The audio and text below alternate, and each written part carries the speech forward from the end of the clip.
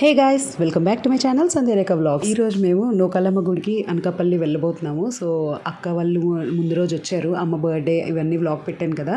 So అక్క వాళ్ళు మేము అందరం కలిసి ఆటో మాట్లాడుకొని ఇంకా నూకాలమ్మ టెంపుల్కి వెళ్దామని చెప్పి మార్నింగే అంటే ఫుడ్ కూడా ప్రిపేర్ చేసేసుకొని తీసుకెళ్దాం, ఎందుకంటే ఈజీగా ఉంటుంది పిల్లలతో. ఎక్కడన్నా మంచి ప్లేస్ చూసుకొని ఆగి తినేసి వెళ్దామని చెప్పి ఇంకా సో ప్రిపేర్ అయ్యి చేస్తాం అనమాట. ప్లేస్గా వెళ్ళినప్పుడైతే టెంపుల్ కన్స్ట్రక్షన్లో ఉంది. సో అప్పుడు దర్శనం సరిగ్గా లేదు కదా, బయట దర్శనం చేసుకొని వచ్చేయాలి.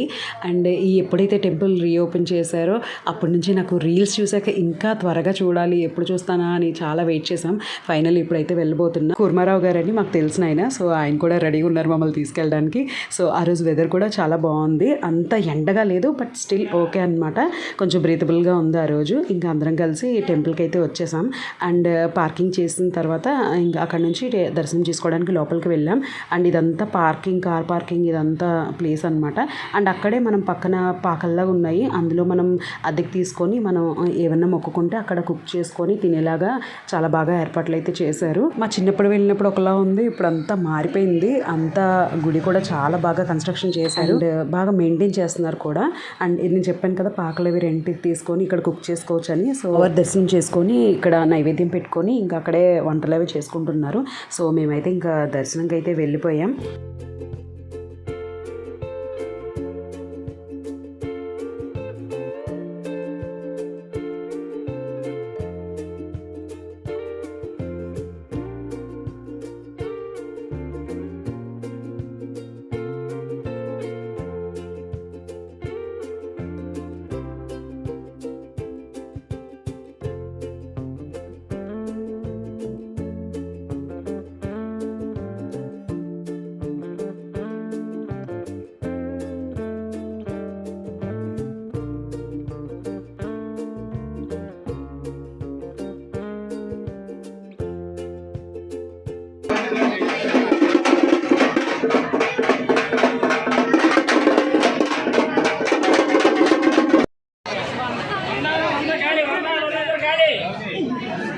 టెంపుల్లోకి ఎంటర్ అవ్వగానే ఇలా అమ్మవారి పాదాలు అయితే ఉన్నాయి. ఇంకా అక్కడ దండం పెట్టుకొని మేము గర్భగుడి దర్శనం చేసుకుందామని ఇంకా లోపలికి వెళ్ళిపోయాం. అండ్ ఆ రోజు అయితే సండే అవ్వడం వల్ల ఫుల్ రష్ అయితే ఉంది టెంపుల్.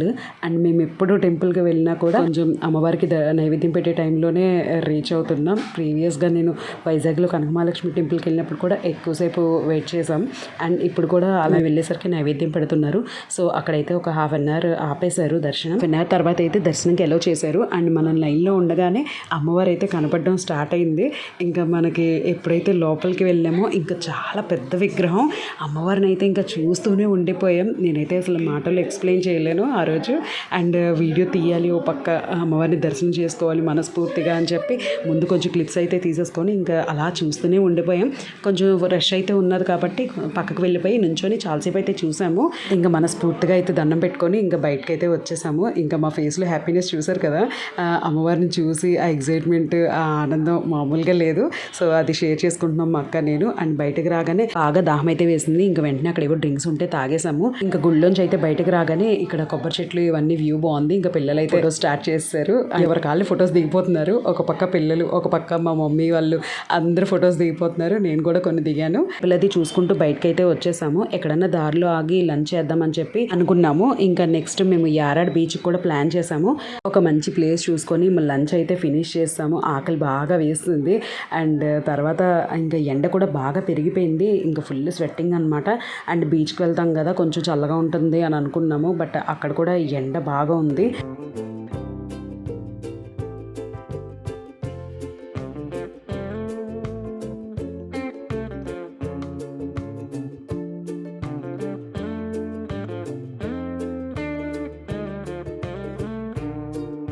యాక్చువల్లీ నేను యారాడ్ వెళ్ళడం ఇదే ఫస్ట్ టైం. అండ్ మా సిస్టర్ వాళ్ళు ప్రీవియస్గా వెళ్ళినప్పుడు కొంచెం రూట్ అంతా నిర్మానుష్యంగా ఉంటుంది, ఎవరు ఉండరు, ఏదైనా వెహికల్ మాట్లాడుకునే వెళ్ళాలి అన్నట్టుగా ఇంతకుముందు మా అక్క చెప్పింది. సో అందరం కలిసి వెళ్దామని చెప్పి ప్లాన్ చేసాం. అండ్ ఇది కొండ అప్పెక్కి దిగే వ్యూ అనమాట.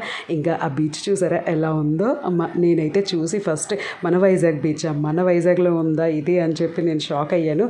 అండ్ బీచ్ కూడా ఎంత బాగుందంటే ఏదో ఫారెన్ బీచెస్ ఉంటాయి కదండి, అలా ఉంది. చూడగానే ఫుల్ పిల్లలు పిల్లలైతే హ్యాపీ అనమాట ఆ వ్యూ చూడగానే. ఇంకా కాకపోతే ఇదేంటంటే మనం అక్కడ దిగి స్నానాలు చేయడం కొంచెం డేంజరస్ అనమాట. ఇప్పుడే ఒక అతను వచ్చారు, ఆయన ఎక్స్ప్లెయిన్ చేస్తున్నారు ఈ డెప్త్ ఎంత ఉంటుంది ఎంత. ఇప్పుడు లేదు కదండి వేట,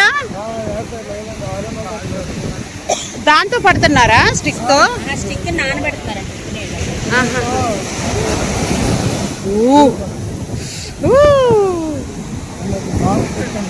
వెళ్ళట్లేదండి, వెళ్ళం. ఇక్కడికే ఒక 4-5 అడుగులు ఉన్నాయి.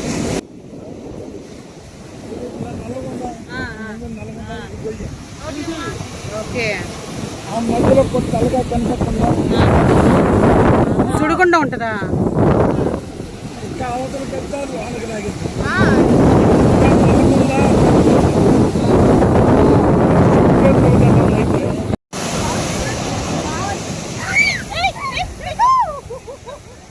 ఈ బీచ్ మాత్రం చాలా డేంజరస్ అండి. మనం పిల్లల్ని అది ఒంటరికి అయితే పంపించకూడదు. అండ్ అక్కడికక్కడే మనకి లోతు ఉందంట, సుడిగుండాలు ఉంటాయంట. Hey guys!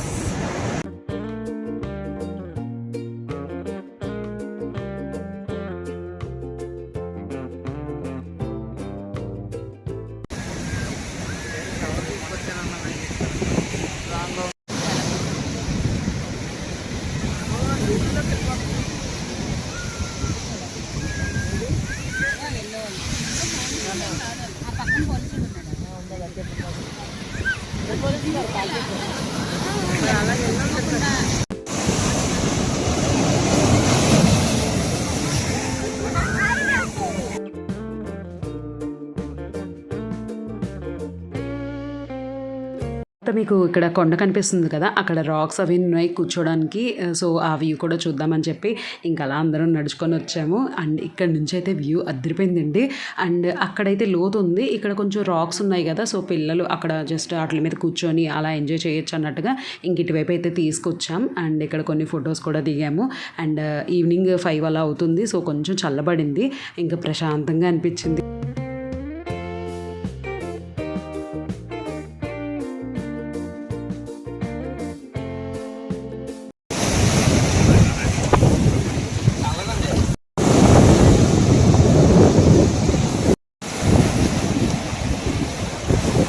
సో ఇదండి ఆ రోజు మా డే అంతా అలా గడిచింది. అండ్ మార్నింగ్ అమ్మవారిని కూడా బాగా దర్శించుకున్నాం. అండ్ ఈవినింగ్ చల్లగా వెదర్ని అయితే ఎంజాయ్ చేసాం.